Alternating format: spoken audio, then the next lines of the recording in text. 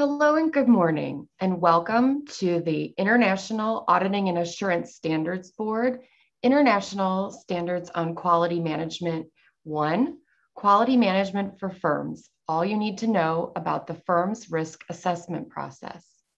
Next slide. Today's event will be approximately 1 hour in length. We alert you to the fact that today all attendees' microphones are automatically muted. Your videos will be turned off. And if you cannot stay on the event for the entire time, this presentation will be recorded and is being live streamed to the IAASB YouTube channel. For this event, please use the icon at the bottom of the black toolbar on your screen labeled Q&A to input any questions that you may have for today's presenters, panelists, and moderators. Please note that in addition to being available on the YouTube channel, the recording will also be available on the IFAC events and webinars page. At the conclusion of today's event, you will be asked to take a brief survey to give us insight into the satisfaction of your participation and any comments or suggestions you may have for improvements going forward. At this time, we will begin, and I would like to introduce my friend and colleague, Chiew. Next slide, please.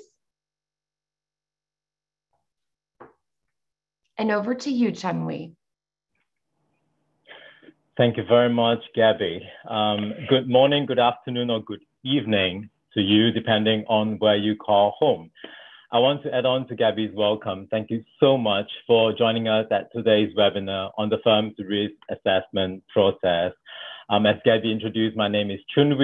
I'm a member of the IAASB. In my day job, I work for the Association of Chartered Certified Accountants as ACCA's Regional Head of Policy for ASEAN and Australia, New Zealand. I'm delighted to be your moderator for today's webinar. The world is continuously changing and evolving, so is our profession. The quality management standard has been introduced in response to those changes and to promote a new approach to managing quality that is proactive, that is agile, and responsive to future changes. In this journey to improving quality, the IAASB has addressed important issues such as governance and leadership, and the crucial need for an approach that is scalable for firms ranging from the smallest, least complex at one end of the spectrum to the largest firms with multiple business units, geographic presence, functions, and service lines. Approved in December last year, the suite of quality management standards brought about much needed and fundamental changes the way firms and audit teams manage quality. Now, ISQM 1 is the standard that addresses the firm's system of quality management, and it has seen the most substantial change from the standard in place today. In particular, ISQM 1 drives firms towards a much more proactive and much more robust approach to managing quality through introducing a brand new process that is anchored on risk and that is designed to deal with risk. We call it the firm's risk assessment process. Now, while there are many components to ISQM 1, in today's webinar, we will be focusing on the firm's risk assessment process because it forms the backbone to the system. And as you're aware, we have 3 other webinars coming up, taking place over the next 2 months, July and August. And we will be covering other key aspects of ISQM 1 in those webinars. Now I want to introduce you to our key speakers today, Julie Cordon and Natalie Klonaridis. Together, they will take us through the firm's risk assessment process. So Julie and Natalie, welcome. And can I hand it over to you now to say hello and tell us a little bit about yourselves? Sure, thanks Chun. I'll give it a start. So my name is Julie Cordon. I am also a IWASB board member like Chun, and I am the chair and had the honor of being the chair of the ISQM 1 task force. So I spent quite a bit of time working through the ISQM1 standard and was very happy when the board approved it last fall. When I'm not spending time on my IWASB work, I am a partner at Deloitte Canada, and I work in our national office. So I have responsibility for audit standards, audit methodology, and how that methodology is implemented across the firm. And most recently, I've taken on the role as the ISQM1 leader for the Canadian firm of Deloitte. So intimately involved in the implementation efforts of ISQM1, and I'm happy to be here with you today. So maybe Natalie, over to you for an introduction. Great, thank you, Judy and Chun. So my name is Natalie Klonaridis. I'm a Deputy Director at the IWASB. I joined the IWASB back in 2016, and since that time have been working on ISQM1. So I've been working on this project for a number of years, and like Judy, I was very excited to get the standard issued and published in December last year. It's really great to see so many participants joining us today. So really thank you to all for spending the morning with us and learning more about the firm's risk assessment process. So back over to you, Chun. Thank you, Julia, and thank you, Natalie. We are very keen to hear from you as well, our participants who have joined us live today. We want to hear about your experience, your concerns. We want you to share your questions with us. So please share your questions using the Q&A button at the bottom of the Zoom panel. And following Julie's and Natalie's presentation, we will try to answer as many of your questions as possible. But let me just say upfront, don't worry if we don't manage to get to your questions today.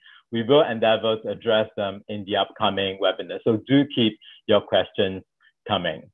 So with that, Julie and Natalie, the floor is all yours. Thank you again, Chun. If I could have the next slide, please. So Chun did an excellent job of describing ISQM1, so I don't think I'll spend too much time on that one here, but just to give you some background and really to set the scene for where we are from a quality management perspective. ISQM1 was one of 3 standards that were approved in the fall, last fall, by the IWASB. And ISQM1 really, as Chun mentioned, sets the foundation at the firm level for the establishment of a quality management system. And it affects all of the engagements that a firm does under the IWASB standards. ISQM2 is brand new, so you wouldn't have had an ISQM2 before, but ISQM2 is the standard that deals with engagement quality reviews. So despite the fact that it is brand new with no previous standard, some of the content that was in ISQC1, so the predecessor of ISQM1, and ISA 220, which is the quality management at the engagement level, did make its way into ISQM2. So some of it would be familiar to you, but there are some brand new concepts within ISQM2. And then lastly, ISA 220 revised is the quality management standard at the audit engagement level. So it applies to audits of financial statements, and it's really how the engagement partners expected to exhibit and drive quality at the engagement level itself. ISA 220 revised replaces ISA 220 that was in existence previously in the suite of ISAs. And as I mentioned, all of these standards are interconnected. ISQM1 provides the basis at the firm level, ISQM2 is at the engagement quality review level, and ISA 220 is at the engagement level. Next slide, please. I also wanted to highlight some of the key changes to ISQM1 because ISQM1 brought about a number of key changes to quality management. So I'm going to highlight some of those here on the slide. First and foremost, there was a shift. So we shifted from a quality control mindset to a quality management mindset. And you'll actually notice that the name of the standard changed. So ISQC1, the predecessor to ISQM1, was a quality control standard, ISQM1 being a quality management standard. And this is really achieved through the incorporation of a risk-based approach. So how does the firm manage risks to quality? The standard's been designed to be able to be used by all sizes of firms. So Chun mentioned the larger firms to the very, very small firms. we kept that in mind as a task force. How do we make the standard scalable? And really the risk-based approach is how we do that, because it facilitates a tailoring and an ability for a firm to scale their system, because the risks are focused on what could go wrong, which takes into account the nature and circumstances of the firm and the engagements it performs. So it really is tailored to how a firm exists and the engagements in which it performs. The new standard is really meant to drive an iterative, proactive, and integrated approach to managing quality. So it's looking at the system as a whole, as opposed to focusing on individual elements from maybe a more compliance mindset in the past. The ISQM1 process itself is really three main pieces: establishing the quality objectives, which are set out in the standard. And we're going to talk a little bit more about that in a few minutes. So those quality objectives represent what does the firm need to do to achieve and manage quality of its engagements. And then in order to achieve those objectives, the firm needs to think about what could go wrong. So what could adversely affect the achievement of those objectives? And that is when we start talking about identifying and assessing quality risks. So really part of that firm's risk assessment process. And then lastly, and a big piece of it is also designing and implementing responses. So once you have your risks, what are the responses that the firm needs to put in place to address the risks? Governance and leadership is key. Chun, we mentioned that on the outset. Governance and leadership was a really important piece that we implemented in ISQM1. And the standard more robustly addresses the roles and responsibility of leadership and holds them accountable for their roles. We did need to think about modernization. So within ISQM1, there are areas where the standard's been modernized. So for instance, how does the firm address technology? How does the firm operate within a network if that's applicable? And how does the firm use external service providers? Because we know, big or small, all firms use some sort of service providers. And then there's a flow of information that happens in the system. It happens in the firm. So how does the flow of information happen, and how does that link up with the quality risks and being able the firm to respond? Monitoring and remediation, very important, not new, but an important component of a system's quality of management. So there are opportunities within ISQM1 for a firm to be more proactive and potentially modernize some of their monitoring and remediation efforts. On to the next slide, please. So I mentioned ISQM1 replaces ISQC1, and it's responsible, a firm is responsible for implementing ISQM1 if it performs any of the following engagements. So you have the scope there on the slide. So audits and reviews of financial statements, other assurance engagements. So extended external reporting is a hot topic these days. That would be covered under ISQM1, or potentially reports on controls at service organizations. And then you have your related services engagement, so compilations and agreed upon procedures. What I'm seeing already, and I'm sure others can agree, ISQM1 will impact various aspects of the firm. It might be well beyond those that are just performing those engagements that I just mentioned. So firm strategy, firm culture, business process and operations all have a role to play in ISQM1 and the operation of a system of quality management. Human resources is large. So there's quite a tie to resources in ISQM1, whether those are human resources, technological resources, or the intellectual resources a firm use. Also the integration with an IT function. So I know that big or small, firms all rely on their IT function, and that will play a role in the implementation of the system of quality management. Resourcing and allocation and staffing will be important. And there are other aspects that I won't go into at length, but things within the firm structure that deal with relevant ethical requirements, your independence function, and those areas will also be touched by ISQM1 implementation. Next slide, please. So with that, Natalie, I'm turning it over to you. Great, thank you, Julie. So if you think of a machine, it has various components to it. It has a motor, it has a power source, it has a frame, it has a regulation system. And of course, all of these pieces of the machine are very important to being able to enable the machine to operate and operate properly. And if there is a piece missing from that machine, either it doesn't work or it doesn't work very effectively. And I like to think of ISQM1 in a similar way. ISQM1 consists of a number of components, and each of these components is necessary in order for the system as a whole to really work properly and effectively. So as you see on the slide, we have a diagram here that shows all of the 8 components that are embedded in ISQM1, and each of these components serves a bit of a different purpose. We have 2 components that are processes in nature. So one is the process that the firm puts in place to identify risks and design responses, which Judy explained just now. We have another process in ISQM1, and that's the monitoring and remediation process. So looking at, taking through monitoring activities that they are implemented to identify any deficiencies and then remediate those deficiencies. We then have the governance and leadership component. And this is very similar to the control environment that you would see in other types of control frameworks.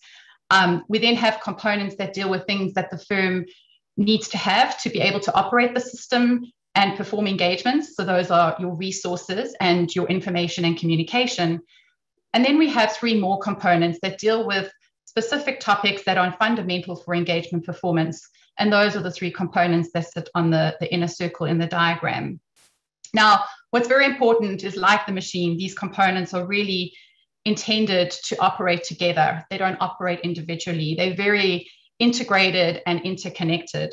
So for example, if you look at the processes, for example, the monitoring and remediation process, that is something that you apply to the entire system. You're monitoring the entire system. And similarly, when you're looking at the firm's risk assessment process, you're identifying risks and designing responses for all of the other components that sit within your system. Another example is resources. You need people across the system to do monitoring, to deal with ethical requirements, to deal with acceptance and continuance. So resources is also something that really spans across all of the other components as well. So of course, for the remainder of this webinar, we really will be focused now on the firm's risk assessment process. But as Chun mentioned in the introductory remarks, we will take a closer look at some of these other components in some of our other upcoming webinars. If we can go to the next slide, please. Great, thank you. So as Julie mentioned, the new risk-based approach is something that was newly introduced into ISQM1, and this has been a really important area of change from the existing standard. And really the key goal of the risk-based approach is to drive firms to think about what it is that their system needs to look like based on the firm's circumstances. So looking at the size and the complexity of the firm, the types of engagements the firm performs, what does that system really need to look like? The risk-based approach recognizes that, of course, firms can't get to everything. So it's about focusing on those risks that really meet the threshold. And Julie will cover that in a bit in terms of how you go about identifying and assessing the quality risks. But it's really, as Julie mentioned, about focusing on what can go wrong and then putting mechanisms in place to prevent those things from going wrong. So as you see on the slide, the firm's risk assessment process comprises of a number of steps. And I think Julie outlined these as establishing the quality objectives, identifying and assessing the quality risks, and designing and implementing the responses. The process also comprises a final piece where the firm needs to have policies or procedures in place to pick up any information that may indicate that something needs to be adjusted in the system. So it's not really a case of just designing the system and then carrying on in autopilot mode. It's really important that the system is updated as and when it needs to be, and being responsive to changes in the firm's circumstances or responding to changes as a result of deficiencies identified through monitoring. Now, the firm's risk assessment process, so the actual process itself, also needs to be designed by the firm. And the design of that process is probably something that firms might want to start thinking about first when initiating their implementation efforts, because of course that is the process that the firm will then use to identify quality risks and design responses for all of the other components. So things that a firm might want to think about as you're setting up your firm's risk assessment process is, of course, who's going to be responsible for the process. But you might want to also think about things about how your firm is organized. So do you have different business units or geographical locations? With that may drive then who actually needs to be involved in the firm, in the design of the firm's risk assessment process, and then in identifying risks and designing responses. So you may need to have a broad range of people involved in that process. It might need to involve perhaps IT people or human resource people, because as Julie mentioned, this does go beyond just your typical kind of engagement teams. It does extend further into the firm. There may be different ways to actually approach identifying the risks and designing the responses. So in some instances, some firms may go with an approach of where there's some sort of generic risks or generic responses that are then handed down to your business units or geographical regions, and then they go away and work on those, build those out, and then everybody comes back together to really collaborate on those. So that would kind of be more of a top-down approach, versus a different way that may be approach it is each business unit or geographical region coming up with their own risks and responses for their regions, and then coming together and collaborating on those. So more of a bottom-up approach. So there is a number of different ways to approach the risk identification and designing those responses. So if we can go to the next slide, please. So let's take a walk through the actual firm's risk assessment process. So I'm first going to focus on the part where we establish quality objectives. And before we really get into that, I'd like to just take a bit of a step back to the overall objective of ISQM 1. So the objective of the firm in ISQM 1 is to design, implement, and operate a system of quality management. And like any system, it's very important that we're also clear what it is that the system needs to achieve. And really the overarching goal of the system is to have a system that provides reasonable assurance that the engagements are being performed properly and that the reports that are issued are also appropriate. Now, if you think of that objective, it is actually very high level. And there are, of course, many things that a firm will actually need to do to accomplish that overall objective. And so what we've done is we've come up with the outcomes that the firm needs to achieve in order that the overall objective is achieved. And these we refer to as the quality objectives in ISQM 1. So each component in ISQM 1, except for the monitoring and remediation component and the firm's risk assessment process, has a set of quality objectives that need to be achieved for that component. Now, the quality objectives in the components are, in our view, very comprehensive, but there is, of course, a possibility that the firm may need to have additional quality objectives over and above those in order to achieve that overall objective of the system. So this is actually a requirement in ISQM 1 that the firm needs to consider whether they need to have any additional quality objectives, which would be considered in the context of the firm's environment. So these quality objectives that we have set out in the components really help the firm in properly identifying and assessing the quality risks, because of course it focuses the firm more on what exactly needs to be achieved and then what can go wrong in achieving those quality objectives. So you may ask, particularly if you're from a smaller firm, is my firm expected to establish all of these quality objectives and in the components in ISQM 1? And the short answer is yes, unless of course a quality objective is not relevant to your firm. So there may be a situation where, for example, it's a sole practitioner who has no staff. In ISQM 1, there are a number of quality objectives that deal with human resource elements or direction, supervision, and review of the engagement team. And in that instance, some of those quality objectives may not be relevant. The other thing I wanted to mention is that some firms may actually decide to establish what we call sub-objectives. And this is completely optional for the firm. So this is taking the objectives in the components and breaking them down a little bit further, which may be useful to the firm in order to be able to identify quality risks and then further to that to design responses. This also may be a useful mechanism where there are multiple process owners or business units and you really want to assign objectives to particular people to really drive that responsibility and accountability. So with that, Julie, I'll hand back over to you to take us through the risk identification and assessment. Thanks, Natalie. If I could have the next slide, please. This slide it helps set out the process the firm is meant to go through in order to identify and assess quality risks. And I don't know about you, but I always prefer a visual to help me understand a process. So it's almost like on an engagement where you have a process flow diagram to show you the different steps. And yes, there are different steps on this slide, but it doesn't mean that each step has to be individually done. It just means in combination, when you're performing your risk assessment process and thinking about quality risks, you're thinking about all of these different pieces.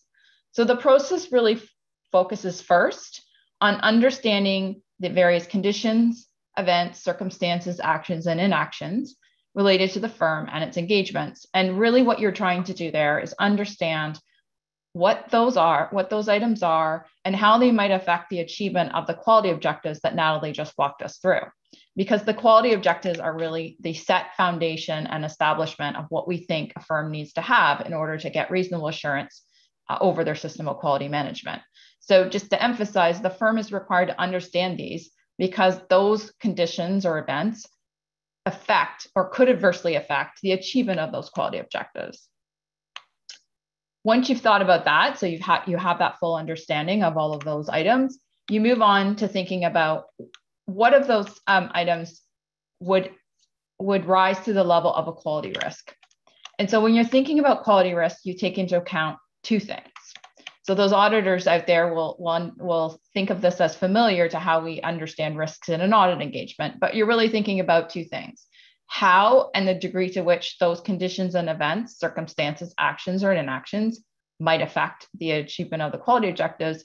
And then you also have to factor in the possibility of occurrence. So if you think about this, if you didn't have the possibility of occurrence in there, you could have such a large population of things that might adversely affect your quality objectives. It would be really hard to develop a system of quality management and really narrow it down to the things that would possibly happen or likely happen in order to affect your quality objectives. So it is the two pieces that work together, and working together with those two pieces has you meet a threshold for a quality risk. And that's really important piece in identifying what rises to the level of a quality risk. And then lastly, the assessment of the quality risk is also affected by how those conditions, events, circumstances, actions, or inactions affect the quality objective and the possible occurrence. So as a result, what we see probably most often is that the identification and assessment of the quality risk is undertaken in one process simultaneously. It's not really oftentimes a discrete, separate process. A firm might choose to do it in two discrete steps, but I think what we're seeing more often than not is that's happening sort of as an iterative process all at once, as you think through what is affecting your quality objectives, and then what therefore will rise to the level of a quality risk. Keep in mind, important note, that a quality risk is not a risk to quality. A quality risk is a risk to achieving the quality objectives that Natalie just walked us through in ISQM 1. So that's an important distinction to make. On to the next slide. So we thought as a task force and as a board that it was important to promote a consistent application of this risk identification and assessment process. It is really foundational to ISQM 1. And so in order to drive that consistency, ISQM 1 has conditions, events, circumstances, actions, or inactions that the firm is required to understand. So they are listed out in the standard, and they're focused on the firm and how it would impact their engagements. Paragraph 25a of the standard sets those out, and it expects the firm to understand them and take them into account, and therefore identify quality risks as a result. It's essential to note, though, that that list is not exhaustive. That is a list that we thought was, in most cases, common and would drive a consistent firm's risk assessment process. But there could be other conditions or events that a firm needs to consider in identifying quality risks and thinking about how a control objective might be, a quality objective might be impacted. And then furthermore, there could be circumstances that not all of those conditions or events in the standard are applicable to every quality objective. So a firm will need to think about that as they perform their risk assessment process. Moving on, thank you. So responses, the last piece of the puzzle in the firm's risk assessment process. Responses need to be properly designed and implemented to address those quality risks that you identified in the previous slide. And those responses need to mitigate the possibility that that quality risk would occur. And therefore, that will help the firm in achieving the overall quality objectives. In order to address the quality risk, the firms needs to think about the reasons for the assessments, and the responses also need to think about that. So when you were thinking about identifying your quality risk and you thought about how that risk might arise, that should help drive your design of your responses.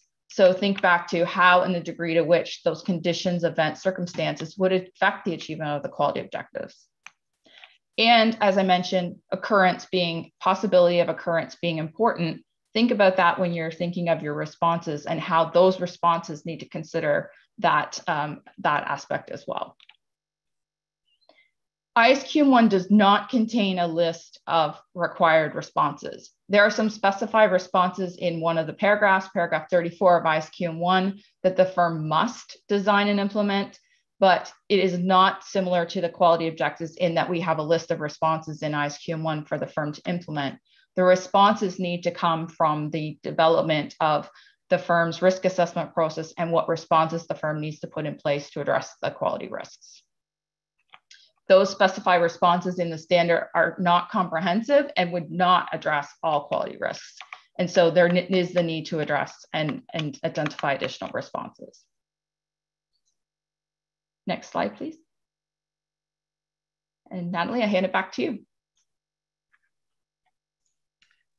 Great, thanks, Julie.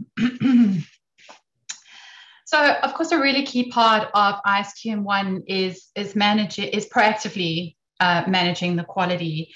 So it's very important that the firm actually identifies information, events, or things that are happening within the firm or within the firm's environment that the firm actually needs to go and respond to.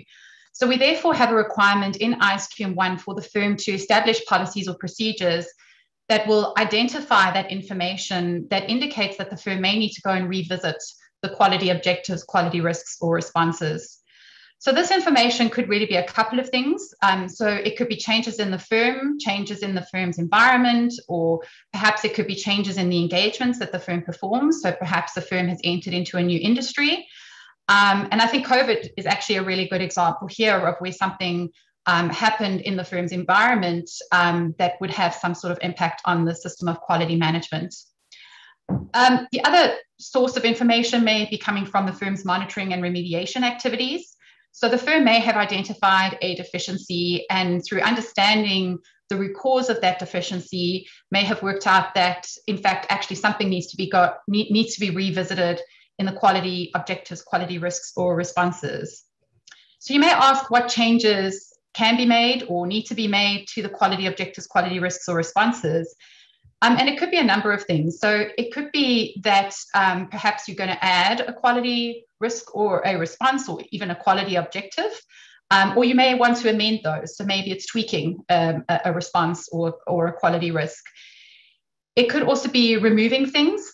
So perhaps the firm has a response in place and the firm identifies that there's perhaps a more effective or more efficient response. So they may replace the response with another response. It could also be amending the responses or the quality risks. What's very important here, though, is when it comes to the quality objectives, that the firm needs to exercise caution, of course, in amending those quality objectives. The quality objectives in ISQM1, as we covered previously, it is expected that firms have those quality objectives in place. So unless it's something that's relating to an additional quality objective that the firm has established, the firm needs to exercise caution in changing any of those quality objectives that are the ones that exist in the standard. So the policies and procedures that the firm puts in place to identify the information that may need to indicate that changes are needed to the system may look very different between a more complex firm and a less complex firm. So if we think about a less complex firm, so a very small firm, a lot of the things that are going on in the firm may be very centralized, and it may all sit with a central person that has access to all of that information, that knows what's going on in the firm, is involved on a daily basis. So that individual may easily identify when changes in the firm or the firm's environment or engagements have actually taken place. So in that instance, the firm's policies or procedures for identifying the information may be very simple or may be very informal. If we contrast that with a more larger or more complex firm, as things become more decentralized, there are a lot more people involved, it becomes more important then to have more formal policies or procedures in place to deal with identifying the information that may indicate a need for the firm to go and revisit those quality objectives, quality risks, or responses. So if we can move on to the next slide, please.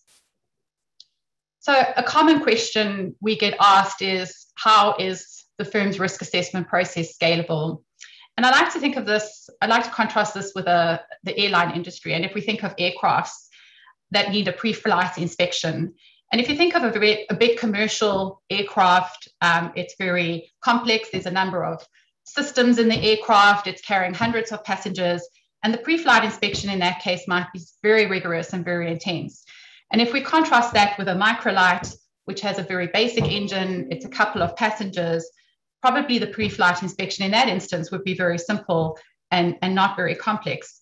Nevertheless, in both cases, we don't want the planes falling out of the sky. And I think this is very similar if we look at ISQM1 and firms. We want firms to perform engagements appropriately and issue appropriate reports. But some firms, they're large and complex, and their systems are simply going to need a lot more. There's going to be a lot more going on that needs to be addressed or thought about, particularly as those engagements in those firms also become more larger and complex, and the firm may have more public type of entities for whom they perform engagements. Whereas a smaller firm, yes, we want to make sure that the engagements are appropriate and the reports that are issued are appropriate, but things are much simpler and less complex. And so it's expected that in those instances, those firms would have a much less complex system. ISQM1 is not designed to tell firms specifically what they need to do. Instead, it tells firms what they need to achieve. And in achieving that, of course, firms need to exercise professional judgment. So the quality risks we see as an opportunity for firms to really tailor the system to their circumstances. And I really can't emphasize enough how important it is to focus on the circumstances of the firm and the engagements and really think about how that gives rise to quality risks. As Julie mentioned, we haven't added lists of responses in ISQM1 because we really want to focus the firm on designing and implementing their own responses and what makes sense in the firm's own environment and what are those policies and procedures that the firm needs to mitigate the risks. So if we can move on to the next slide, please. So I've seen a couple of questions come through on the timeline, and so just wanted to really cover off the effective date of ISQM1 and how this interacts with the firm's risk assessment process. So the effective date of ISQM1 is that the firm needs to have designed and implemented the system in compliance with ISQM1 by December 15th, 2022. And if we think about how that reflects upon the firm's risk assessment process, so first of all, the quality objectives need to be established by this date. And then secondly, the quality risks need to be identified and assessed by that date. Thirdly, the responses would need to be designed and implemented by December 15th, 2022, but they do not need to be operating by that date. They would operate from December 15th, 2022 onwards. So what does that mean? So if we take an example of where there's a response where it's perhaps a consultation, the response is about consulting on technical matters. And if we think about this being a firm which may have outsourced that consultation to a third-party service provider. So in this instance, by December 15th, 2022, the firm would need to have designed their policies and procedures on consultation. So that would specify what matters need to be consulted on and what is the process that engagement teams need to follow when they are consulting. And of course, by December 15th, 2022, the firm would need to obviously have that service provider they're going to use for those consultations in place and thought about whether that service provider is appropriate for use. However, the actual consultations, the actual act of doing the consultations would only start happening from December 15th, 2022 onwards. So Chun, that really brings us to the end of the presentation piece, and I think we can move on to any questions that have come through. Fantastic. Thank you so much, Julie and Natalie, for walking us through the firm's risk assessment process in detail and with such clarity.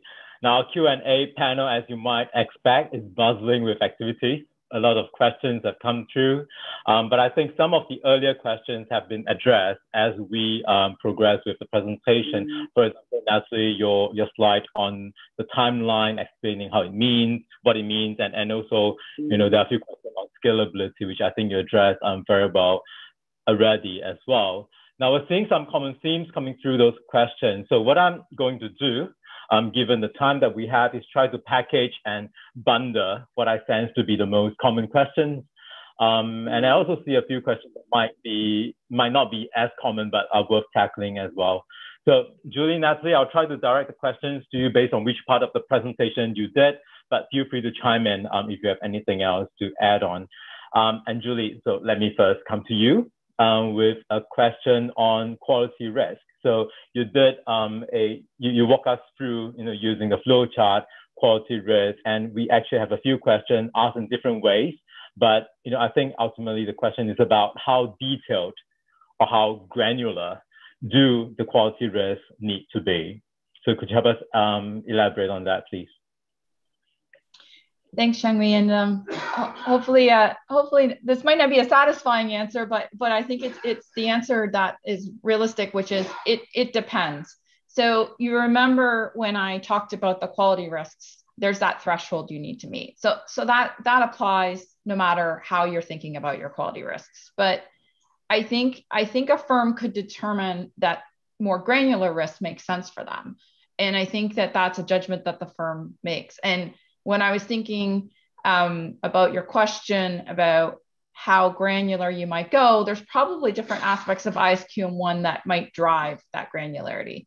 So you remember the quality objectives are multifaceted. The quality objectives have lots of different pieces to them. And you can see that in some of the areas like resources or relevant ethical requirements where there's multi parts to the quality objectives. So that might be an area where a quality risk at the very high level just doesn't make sense. Yes, it meets the threshold, but you need to disaggregate it a little bit to actually drive at what the risk is and therefore design responses.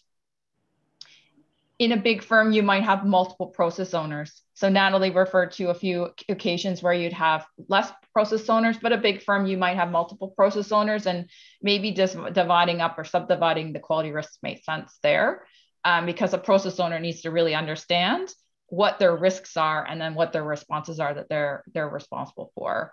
I also wonder if monitoring and remediation, Chun-Wei, might come into play. So how you might monitor the responses that address the risks might dictate how granular you might want to go.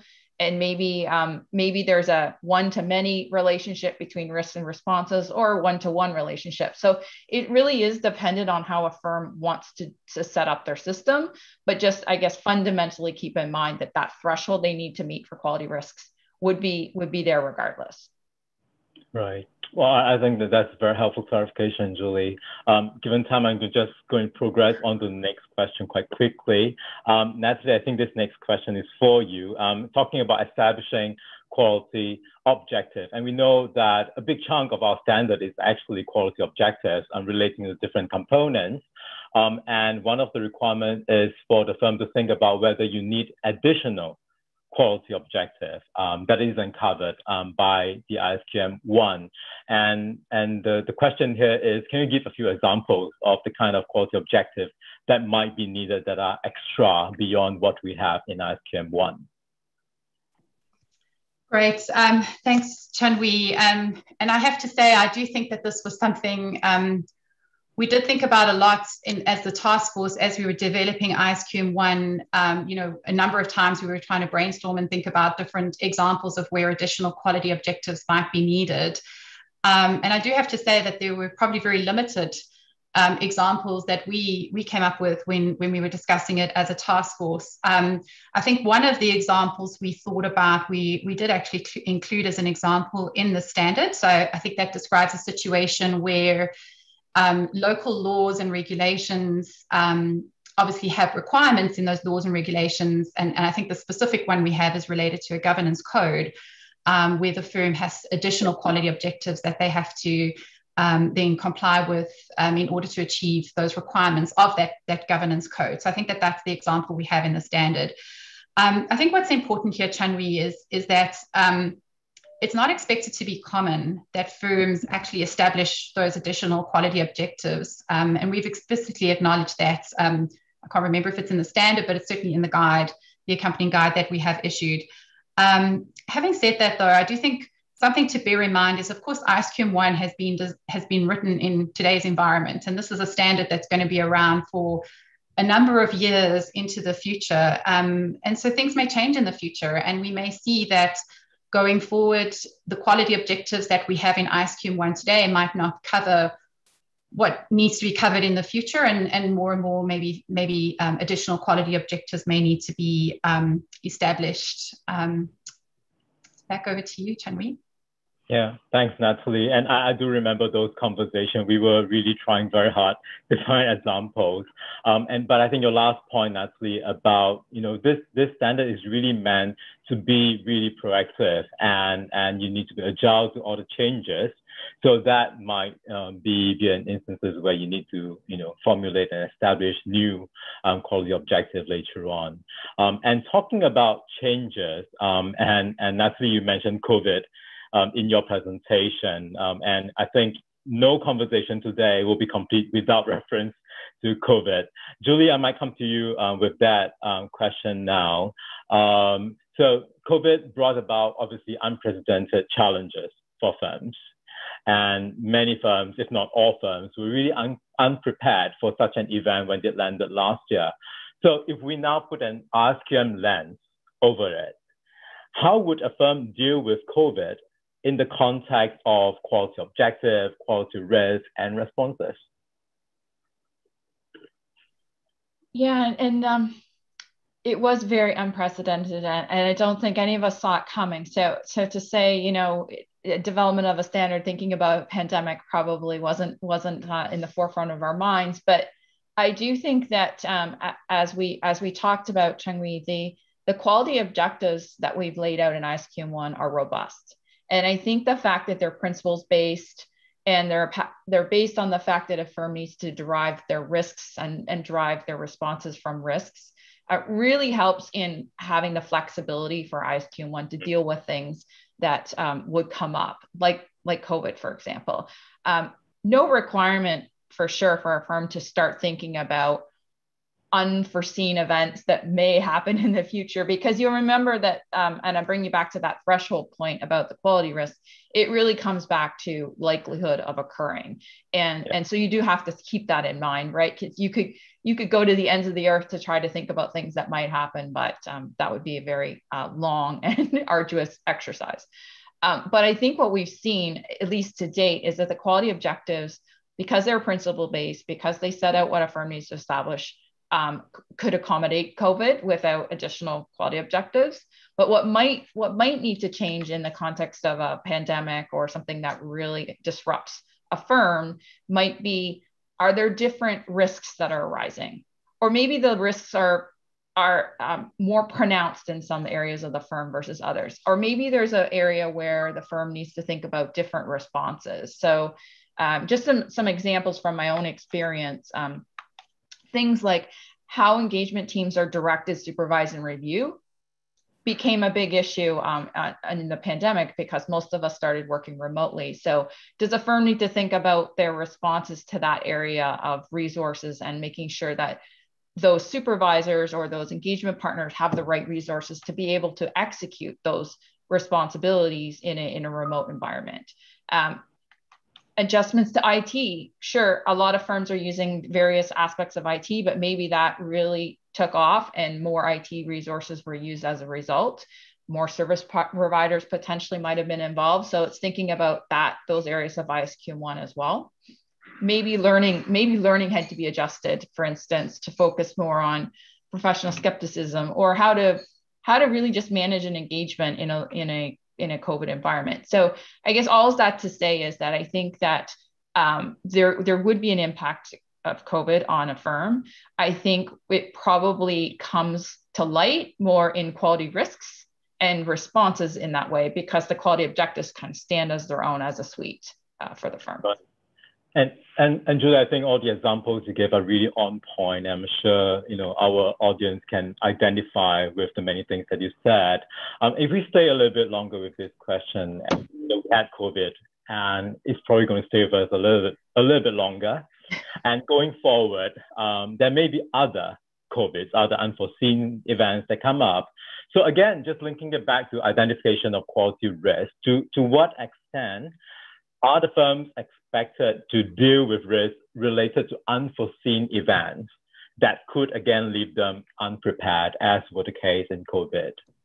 Right, and I think that I touched on this a little bit in that there's no requirement for firms to think about every possible circumstance. You really do need to have that lens of the I'll call it the likelihood lens on it, the possibility of occurring.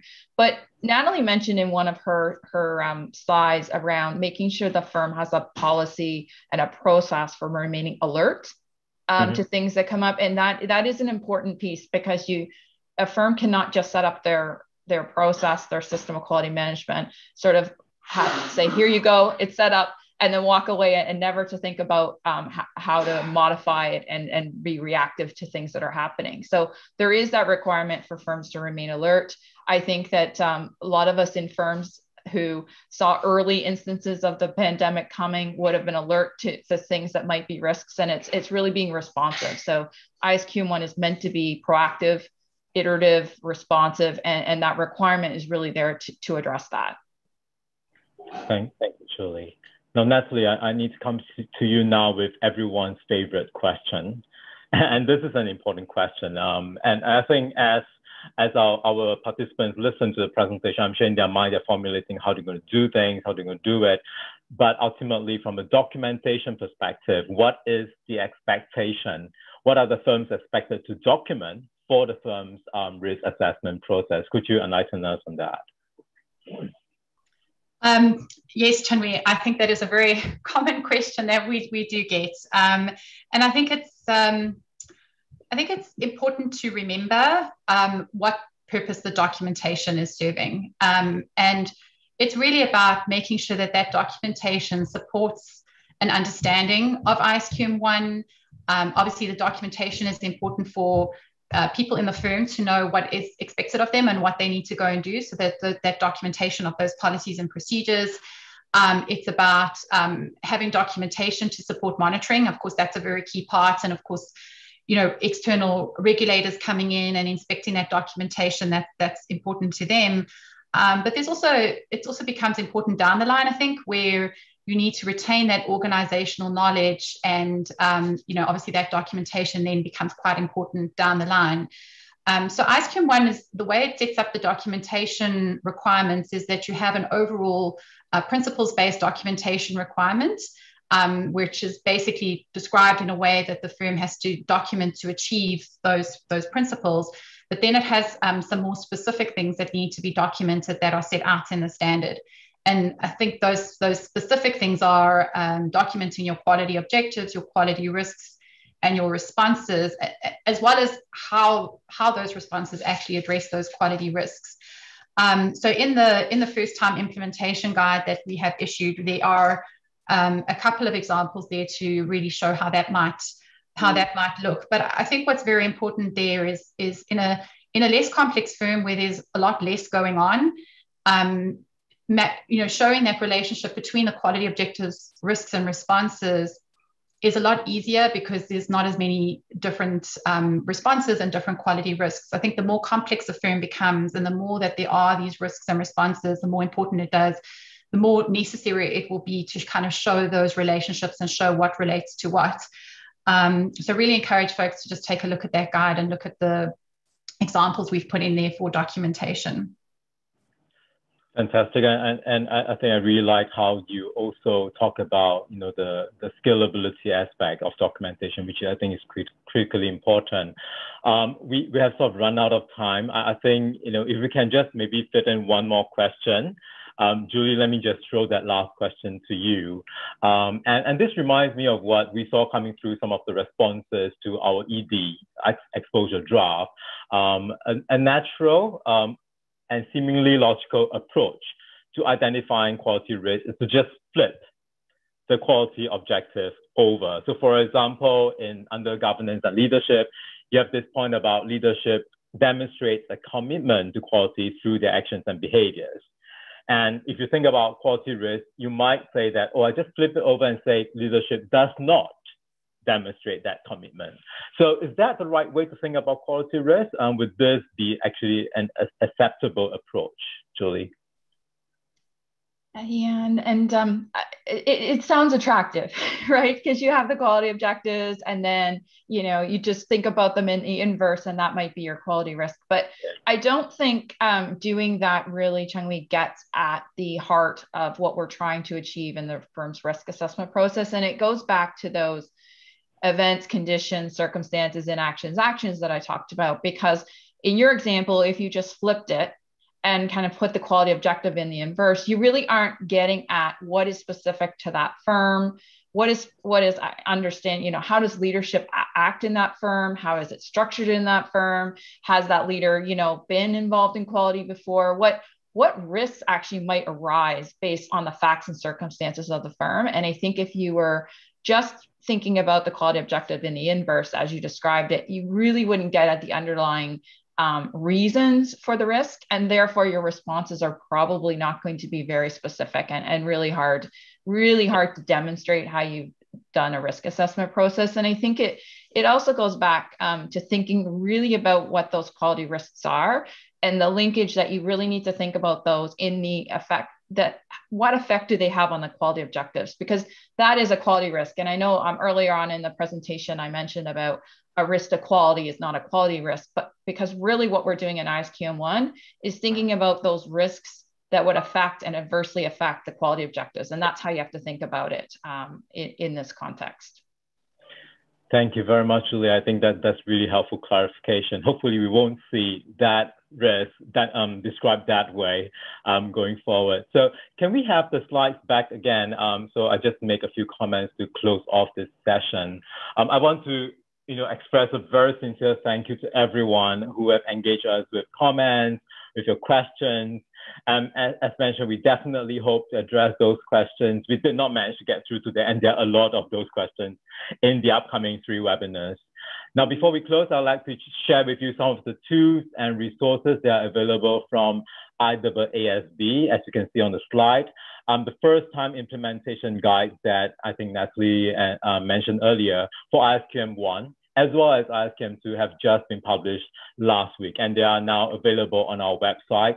I personally find them incredibly helpful, very easy to read, very easy to get through. They walk through the standard for us and help us understand the more complex areas with a lot of practical examples. And also the key changes from the extant standards have been highlighted as well. We also have fact sheets for each of the quality management standards, provide high-level overview of the standard, very helpful for those of us who just need that broad-level explanation of what the respective quality management standards are about. We have a number of videos and other webinars available on our YouTube channel and on our webpage. Some of them in different languages, Spanish, French, 普通话, Chinese. And one of the videos that I would like to highlight is an interview that focused on initial implementation efforts. And it's conducted by Natalie, featuring Julie, as well as a former IAASB board member, Brendan Motard, who is a partner with a mid-sized firm and who has been instrumental in bringing small, medium-sized firms' perspective into the development of our standards. And I'm sure you will find the interview practical, relatable, and insightful. And of course, don't forget to join us for the 3 upcoming webinars that we are co-organizing with IFAC. Next slide, please. Follow us on Twitter, follow us on LinkedIn to stay up to date with IAASB activities.